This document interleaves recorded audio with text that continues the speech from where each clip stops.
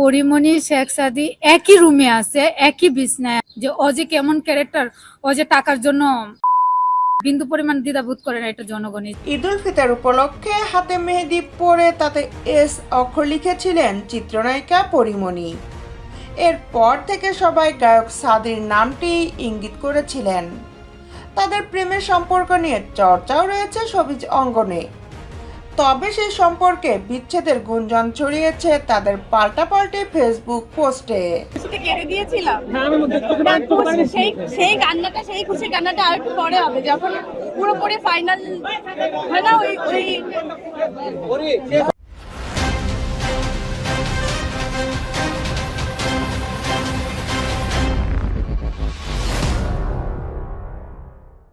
কয়েকদিন ধরেই শোনা যাচ্ছে দুজনের প্রেমের সম্পর্ক ভেঙে গেছে। ফেসবুকে কাছাকাছি সময়ে দুজনে দুই ধরনের পোস্ট দিয়েছেন। পরিমণি ফেসবুকে কালো ব্যাকগ্রাউন্ড দিয়ে লিখেছেন ব্ল্যাকমেইলার। অন্যদিকে এর আগে একই ব্যাকগ্রাউন্ড দিয়ে সাদি 3টি ডট দিয়েছেন। দুজনের পোস্টে তাদের ভক্ত শুভাকাঙ্ক্ষীরা সম্পর্ক ভাঙার বিষয় নিয়ে কথা বলেছেন। শেখ সাদির পোস্টে কেউ মন্তব্য করেছেন, শেষ পর্যন্ত পরিটাও ছ্যাঁকা দিয়ে দিল। আর একজন লিখেছেন, এত তাড়াতাড়ি এমন পোস্ট আশা করি নাই সাদি ভাই।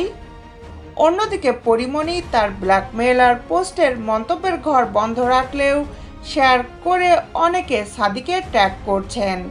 কেউ লিখছেন শেখ সাদি কিছু একটা করছে সম্ভবত।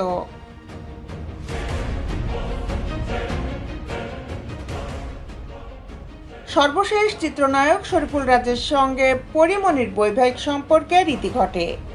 এরপর শোনা যায় পরিমণি প্রেমে মেতেছেন তরুণ এই গায়ক শেখ সাদির সঙ্গে। তাদের একসঙ্গে ঘুরতে দেখা গেছে।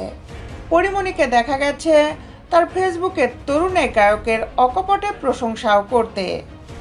এদিকে দুজনের বিশ্বস্ত সূত্র থেকে জানা গেছে তাদের সে প্রেমের সম্পর্কের ছন্দপতন ঘটেছে, মান অভিমান চলছে। তাই তো দুজনে ইঙ্গিতে নিজেদের ফেসবুকে পোস্ট দিচ্ছেন। কেউ কেউ আবার এমনও বলছেন এখন মান অভিমান চললেও দুজনের এই সম্পর্ক কিছুদিন পর আবার ঠিক হয়ে যেতে পারে। তবে কবে, কখন, কিভাবে ঠিক হবে সে ব্যাপারে কিছুই বলতে পারেননি তারা। আবার কেউ কেউ বলছেন সম্পর্কটা এবার যে পর্যায়ে তা ঠিক হওয়ার নয়। দেশ বিদেশের আপডেট নিউজ পেতে আমাদের সাথেই থাকুন। Justice television, Dhaka.